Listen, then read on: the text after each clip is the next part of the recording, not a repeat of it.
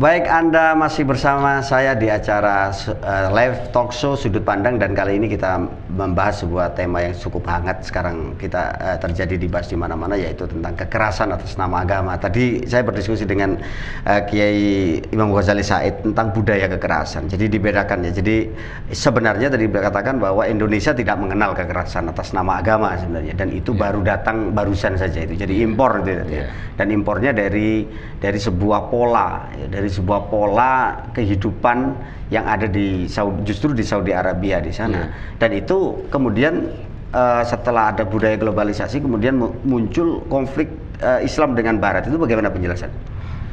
Ya, ketika ini dia kan ada ada semacam antagonistik ya. Di satu sisi Wahabi itu adalah gerakan Puritan. Gerakan pembersihan ya dari Islam, dari budaya lokal. Tapi di sisi lain secara politik Saudi menjadi dalam tanda petik boneka Amerika, boneka Barat. Jadi sangat kapitalistik. Ya, yang sangat kapitalistik, sangat sekularistik. Tetapi memasarkan ide demokrasi. Sementara di Saudi Arabia sendiri kerajaan, monarki dan ya dengan segala kebudayaannya. Nah, maka bingung Saudi itu. Jadi pernah juga ketika Pak Hashim itu jadi ketua PBNU, justru Saudi itu bingung menghadapi masyarakatnya, rakyatnya yang memang sudah terpola dengan pokoknya orang berbeda itu harus syirik, harus dibasmi gitu sesuai dengan budaya Wahabisme. Tetapi ketika seperti ini, menghadapi seperti ini, bingung dia. Ingin mengimpor lah dari NU di Indonesia. Dia pernah diundang ke Rabithah Alam Islami. Bagaimana seperti Indonesia memandang kok terjadi? Kok bisa nggak terjadi kekerasan? Tentunya sebelum kejadian-kejadian sekarang ini. Itu udah dijawab. Memang di Indonesia itu harus dibedakan, kata Pak Hasim ini, antara formalisme agama dengan dakwah agama. Formalisme itu fikih. Sedangkan dakwah agama ini adalah penyebaran yang mungkin itu tidak bisa maksimal, dakwah. Tapi ketika itu menjadi mayoritas, bisa juga menjadi formalisme, asalkan diterima oleh minoritas. Jadi kalau Pak Hasim dikatakan ada kalimatul fikhi, kalimatul dakwah. Iya, ada istilah-istilah itu yang digunakan, dan itu yang disampaikan dalam diskusi di Rabithah Alam Islami. Dan mereka mulai mempelajari itu. Di Saudi itu namanya adalah Lajnah Daimah. Di sana di Saudi itu atau Darul Ifta itu justru mengeluarkan fatwa yang tidak membenarkan adanya kekerasan atas nama agama. Di Indonesia enggak. Di Indonesia justru sesatnya dulu, tapi kekerasannya tidak pernah difatwakan. Saudi ada fatwanya. Jadi artinya justru malah Saudi yang maju ini. Malah itu Saudi, Indonesia malah turun. Padahal orangnya memang orang alumni Saudi. Jadi justru Indonesia ketularan Saudi dalam hal kekerasan. Iya, dalam hal kekerasannya. Saudi itu mengeluarkan fatwa bahwa kekerasan atas nama agama itu tidak boleh. Itu keluar fatwanya. Baik, kalau Anda melihat gimana, Bung Riyadi? Saya melihatnya gini, dalam kita pahami dulu ketika prolog dari reformasi, itu peristiwa-peristiwa atas nama agama sudah seringkali terjadi, dan ini kita melihatnya, kalau saya berpendapat adanya krisis kepemimpinan yang saat itu mewarnai, yang kemudian menumbangkan rezim Soeharto. Kita tahu adanya rentetan peristiwa itu di umat Islam jadi korbannya, misalkan di Banyuwangi, kemudian Tasikmalaya dan sederetan yang lain. Nah, sampai sekarang menurut saya ada krisis-krisis kepemimpinan yang tidak kemudian didukung oleh aparatus pemerintahan yang tidak tegas. Mereka ini dalam sistem keterbukaan dalam pemerintahan di era reformasi ini ada ketakutan terhadap sesuatu yang sifatnya hak asasi manusia. Nah, aparatus pemerintahan termasuk polisi misalkan ini mengalami ketakutan ketika harus bertindak tegas. Nah, saya kira solusinya ketika pemerintah ini bertindak tegas terhadap aksi-aksi kekerasan, saya kira rentetan-rentetan itu tidak bakal terjadi. Ya, kemarin Romo Beni kalau nggak salah di komisi berapa itu ya, di DPR ini dikatakan bahwa begitu pemerintah tegas, maka kekerasan turun 200%, ya bilang gitu. Ya, artinya memang urusannya pemerintah yang tidak tegas ini. Tapi definisi ketegasan menurut Anda gimana? Jadi menurut saya kalau ya ketegasan, misalkan kalau sekarang peristiwanya, dulu kita ini kan tahu bahwa pemerintah ini jangankan orang-orang yang mau merencanakan atau melakukan aksi itu sudah ketahuan jelasnya gitu. Wong orang yang mau merencanakan, yang sedang diskusi untuk merencanakan aksi aja sudah tahu gitu loh. Artinya kerja dari para intelijen itu sudah begitu rigid dan antisipatif. Artinya pemerintah selama ini kemana? Selama ini ternyata aksi-aksi untuk mengantisipasi itu ternyata tidak secara tegas seperti yang kita tahu dulu. Dulu kita tahu bahwa meskipun kemudian ada unsur tiranik ketika masa Pak Harto, jangan coba-coba kemudian digebuk dan lain-lain. Itu sekarang kan sepertinya nggak ada. Kelunaan dalam menyikapi persoalan itu saya kira menjadi faktor berkembangnya dan rentetan peristiwa itu akan terus terjadi. Iya, jadi presidennya gagah tapi nggak tegas. Iya, kita tahu bahwa meskipun ya kita kalau boleh mengkritik bahwa Pak Presiden kita ini kan dari militer tapi kemudian terkesan flamboyan. Terkesan untuk mencitrakan diri bahwa dia wisdom setiap penampilan. Tapi tidak seperti kalau ini merah ya merah gitu. Presidennya Indonesia yang Anda saya membayangkan kalau ya itu harus didukung dengan aparatus pemerintahan yang tegas pula. Misalkan polisi pun harus tegas. Polisi ini saya kira kan disibukkan oleh urusan rekening gendut, urusan-urusan setetek bengek itu sehingga konsentrasi pada keamanan masyarakat sipil terlupakan. Baik, Ustadz, ini ada peran negara, ada peran agama. Gitu ya. Ada peran agama, ada peran negara. Anda melihat tadi kita bicara tentang negara. Seharusnya negara dalam kondisi kayak begitu apa yang harus dilakukan dari sudut pandang Anda? Sebetulnya satu harus kita lihat dari paham keagamaannya dulu. Paham keagamaan ini kalau kita lihat JAI itu sudah ada sejak Indonesia belum merdeka. Tahun 1918 itu sudah di sini dan sudah punya, dan itu sepupunya Kiai Wahid Hasyim itu orang JAI. Di Muhammadiyah siapa namanya, Irfan Dahlan itu orang JAI. Dan artinya orang JAI itu ikut terlibat di dalam proses kemerdekaan Indonesia. Dibandingkan FPI nggak ada apa-apanya itu. Ya kan baru itu. Baru lahir. Tapi maaf saya boleh memberikan revisi ini Ustadz ya. Jadi yang datang di Indonesia lebih dulu itu ada dua pemahaman Ahmadiyah yang saya tahu dari perspektif pers. Itu ada yang gerakan Ahmadiyah Lahore itu di Jogja, yang itu yang dimaksudkan dengan saudara punya garis keturunan dengan Kiai Wahid Hasyim. Itu namanya Joyo Sugito. Itu tidak benar itu. Itu yang Lahore. Bisa sampai Anda baca di bukunya Wahid Hasyim, Kiai Haji Wahid Hasyim dan karangan tersiar. Di situ ada fotonya dan itu kantornya ya di Bubutan itu. Artinya Anda ingin mengatakan bahwa memang ada dua, ada GAI Gerakan Ahmadiyah Indonesia, ada JAI Jamaah Ahmadiyah Indonesia. Satunya itu yang GAI ini ke Lahore, yang ini Kodian. Kan gitu. Itu sebetulnya yang kuat ini yang GAI, yang Kodian. Dan itu sudah berinteraksi. Yang namanya Ustadz Ahasan kan sudah melakukan debat terbuka dengan Pak Karno. Zaman Belanda itu. Dengan Pak Karno. Pak Karno juga. Tapi yang terbuka dengan Ahasan, dengan tokoh Ahmadiyah. Tetapi walaupun debat terbuka seperti ini, tidak ada kekerasan dan berakhir tidak sampai pada pengkafiran. Itu yang penting. Tapi kalau sekarang itu fatwanya itu luar Islam, itu kafir. Kalau sudah berfatwa murtad, itu artinya halal darahnya. Itu persoalannya. Saya ingin bertanya, kok gampang sekali sekarang pengkafiran itu muncul. Anda menulis buku ini mungkin bisa di-shoot ya, buku Fenomena Pengkafiran Sesama Muslim. Ini buku karya dari Pak Imam Ghazali Said. Kalau dari buku ini, Anda apa sih sebenarnya kok mudahnya kita saat ini mengkafirkan? Ya karena ya itu, saya kira pengaruh Wahabisme itu sangat tinggi.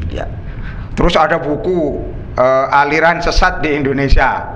Kemudian di situ disebut Ini satu, dua, ya, NU termasuk, dan bukunya Hartono Ahmad Jais itu diterbitkan di Saudi dalam bahasa Indonesia, dibagi cuma-cuma itu kalau jemaah haji. Itu artinya menyesatkan, termasuk NU disesatkan? Ya termasuk, ada 50 itu diterbitkan di Saudi dan dibiayai oleh Saudi Arabia di situ. Loh ini kan bahaya juga, kita kadang-kadang nggak sadar itu. Ya. Ini kalau ini terus berhasil, Ahmadiyah katakan dibubarkan nanti, dilarang lah. Ini berikutnya Syiah ini. Ya. Yang Bamil itu. Ya. Itu kedua itu. Ya. Karena mainstream di sini Ahlussunnah. Ya. Nah, itu akan terjadi, ini rentetannya panjang. Nah, nanti kalau kita ini NU dilarang juga itu karena ahlul bid'ah kan. Nah, ini kita juga harus hati-hati sebetulnya hal-hal yang seperti ini. Ya. Sebab itu gampang kadang-kadang kita ini diperalat sekarang, ikut ngantemi, nah nanti kita yang diantemi. Baik, Bung Riyadi? Ya, kalau sebenarnya kalau saya melihatnya dari 3 peristiwa yang terjadi ya, dari CKC kemudian Temanggung, ini bagi saya nggak ada benang merahnya. Ya. Tetapi kalau unsur muara dari ketegangan memang sejak awal kan kita kalau tahu. dari kekerasannya ya mungkin ada benang merahnya kan. Kalau dari sebuah konspirasi mungkin masih harus diteliti lebih lanjut. Ya, karena watak, kalau saya melihatnya itu Jawa Timur itu, ini kalau kita melihatnya Jawa Timur ya. Jawa Timur ini kan meskipun itu keras, tetapi kan tidak sampai menimbulkan hal-hal yang sifatnya anarkis gitu loh. Coba kita tahu bahwa dimanapun, baik di Sulawesi Selatan misalkan itu mahasiswa keras, tapi di sini kan tetap aman dan dialog itu tetap berjalan itu. Nah, kalau kemudian kita rentetkan dengan kasus di Bangil misalkan, itu saya kira peristiwa-peristiwa kecil, pernik-pernik kecil yang memang di sana karakteristik dari masyarakat lokal di situ memang katanya sudah. Orang itu jalur Gaza. Iya. Jalur Gaza itu. Jadi gampang tukaran. Iya. Tapi itu bagi saya mewarisi poyok-poyokan sebenarnya kan. Kalau kita tahu setiap pemilu dulu saya waktu kecil itu juga seringkali kalau yang satu dipoyoki, yang satu juga tahan teman-teman, dan itu tidak sampai menimbulkan korban jiwa, apalagi korban benda sampai kebakaran gitu nggak sampai. Nah, tapi yang mengganggu perasaan saya, kalau analisis Anda katakan tadi bahwa ini ada sebuah tradisi Wahabisme yang kemudian dibawa ke sini. Tapi yang terjadi justru yang melakukan kekerasan itu justru orang yang mungkin secara akidah, secara faham sama dengan kita. Orang Ahlussunnah wal Jamaah kan. Bahkan di Bangil itu mengatakan aswaja Bangil begitu. Meskipun itu hanya sekedar nama, berbeda dengan yang kita. Di pesantren juga ada beberapa orang yang juga mencoba untuk menyikapi perbedaan itu dengan muara pengkafiran dan sebagainya. Tapi apakah permasalahannya apa sebenarnya Islam sendiri itu menghadapi perbedaan itu bagaimana sih sebenarnya? Sebenarnya kalau faham formal Islam itu memang kalau orang itu sudah dianggap murtad, keluar dari Islam, itu hukumannya hukum mati. Itu jelas. Iya, dalam fikih Islam begitu. Dan itu berlaku sampai sekarang. Berlaku sampai sekarang. Nah, hanya persoalannya ketika negara ini memilih nation state, negara bangsa. Hukum ini kan tidak ada dalam wacana fikih. Artinya tidak masuk dalam hukum pidana. Tidak ada dalam hukum pidana. Itu akan bertentangan dengan konstitusi kita. Lah ini maunya fikih itu mau dilaksanakan oleh manusia jalanan. Nah, gitu loh persoalannya di situ. Makanya sebetulnya para ulama itu harus hati-hati. Karena kalau membuat fatwa di luar Islam itu sama artinya patenono itu. Sama artinya dengan begitu. Artinya itu ada kekerasan fatwa, kekerasan berpikir. Ya menurut saya ya mestinya yang kita lihat urutannya ya. Ketika peristiwa tahun 2005 pusat JAI di Bogor Parung. Itu diserang, Parung itu diserang. Itu 1 minggu setelah itu fatwa itu diperbaharui. Seakan-akan dalam bahasa koran seakan-akan penyerangan terhadap JAI itu benar. Kan begitu? Nah, sekarang coba lihat sekarang tokoh-tokoh MUI kan bilang semua, termasuk yang orang NU, Kiai Ma'ruf Amin, terus siapa namanya Ali Mustafa Yaakob. Itu kan bilang bukan penyerangan, itu bentrokan. Kan gak masuk akal. Wong 20 katakan 20 sama 1000 mosok itu bentrokan. Itu penyerangan namanya. Itu kan logika kayak gitu itu menurut saya. Artinya Anda mengatakan bahwa ini perlu dimulai agar mencegah kekerasan itu harus dimulai dari fatwa yang saya kira sekarang yang dipentingkan harus ada fatwa yang yang maslahah. Fatwa maslahah itu jelas kalau kita sepakat betul bahwa kekerasan itu tidak diperkenankan oleh agama, keluarkan fatwa formal dari MUI. Keluarkan fatwa formal. Berani nggak? Bahwa kekerasan atas nama agama, atas nama dengan cara seperti itu adalah haram dalam agama. Keluarkan fatwa formal, bukan perorangan. Ya. Sama dengan dia mengatakan bahwa JAI itu di luar Islam. Ya. Di fatwanya ulama itu tidak hanya Qotiyah, tapi juga penjelasannya itu Lahore juga dianggap sesat di luar Islam. Yang aneh itu ya, Bung Riyadi, itu adalah posisi pemerintah. Jadi saya lihat beberapa kali Pak Presiden ya, Pak BY itu kemudian konferensi pers pidato gitu kan, dia meminta mengkaji. Sementara di sini udah nyawa sudah bergelimpangan, dia minta dikaji.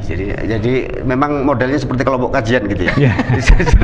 Disuruh mengkaji, padahal di sini sudah kebakaran kan begitu. Jadi, nah, tapi kemudian yang aneh yang kedua adalah soal posisi Majelis Ulama Indonesia yang seakan-akan oleh pemerintah dalam hal ini dijadikan sebagai sumber pendapat pemerintah harus melakukan apa. Sebenarnya Anda melihat bagaimana sih seharusnya? Ya, saya kira kalau ini kan kita harus melihat pertama dibentuknya MUI ketika tahun 75 itu sebagai justifikasi kekuatan Islam karena masing-masing ormas Islam ini dianggap tidak representatif. Ya. Kemudian Orde Baru memunculkan MUI itu. Nah, sampai sekarang ini saya kira fungsi justifikasi terhadap persoalan-persoalan yang terkadang menjadi melindungi kepentingan pemerintah ini masih tetap berlangsung. Nah, saya kira fatwa-fatwa yang mendamaikan ini tidak pernah kita tahu, kecuali ada fatwa-fatwa yang lebih pada kepentingan. Satu contoh misalkan yang sebenarnya sejak dulu itu kita nggak, kalau makan misalkan itu kan jelas kalau haram ya haram, halal halal itu. Tapi sekarang ada perlu label, itu kan kerja-kerja MUI yang sebenarnya menurut saya tidak terlalu signifikan pentingnya gitu loh. Nah, itu dilakukan MUI sehingga hal-hal yang sifatnya sangat penting, mendesak dan lain-lain itu tidak terjadi. Kedua, faktor yang lebih tegas lagi bahwa ini selain tidak tegasan itu saya kasih contoh perlu gini. Ketika ada rencana penyerangan itu pihak polisi itu justru menyuruh orang yang punya rumah itu untuk keluar. Ini menurut saya lucu. Mestinya itu justru mengamankan orang yang tinggal di rumah itu agar tidak diserang orang lain.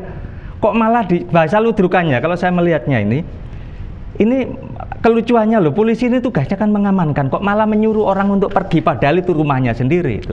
Nah, ini yang antisipasi yang kurang tepat menurut saya itu. Sehingga seolah-olah kan polisi yang sebagai aparatus negara, mewakili negara untuk mengamankan warganya, malah licik gitu menurut saya gitu. Oh, ini sudah keluar macam media. Tapi dalam kondisi kayak begitu sebenarnya apa posisi NU seharusnya bagaimana? Kalau saya kira NU ini yang perlu saya sampaikan ya. Banyak dikutip oleh berbagai ahli gitu, termasuk orang PBNU. NU itu sepanjang yang saya tahu, PBNU sepanjang saya tahu belum pernah mengeluarkan fatwa khusus tentang Ahmadiyah, belum pernah. Itu disampaikan oleh Slamet Effendi Yusuf yang ketua PBNU, katanya NU sudah, oleh Amidan katanya NU, di mana? Katanya putusan Lirboyo. Saya ikut itu dan saya ikut mengedit buku itu, hasil keputusan NU itu. Udah ada, NU tidak pernah melakukan seperti itu. NU itu pernah membuat fatwa tahun 1928,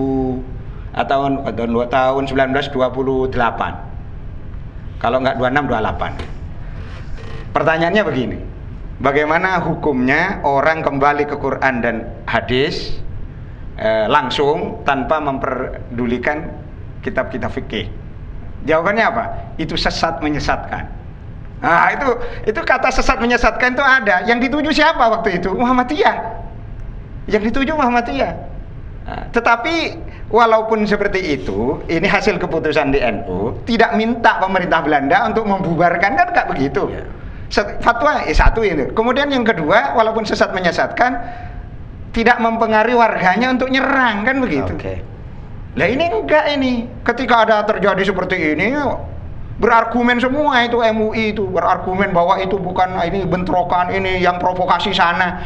Lah gimana orang hanya 20 dibilang provokasi itu gimana? Baik, mungkin itu tadi nanti kita bicarakan di segmen berikutnya. Para pemirsa, diskusi kita memang tentang kekerasan memang agak sedikit keras diskusinya, tapi penuh dengan kedamaian dan kemaslahatan, dan nanti kita akan teruskan diskusi ini setelah yang lewat berikut ini.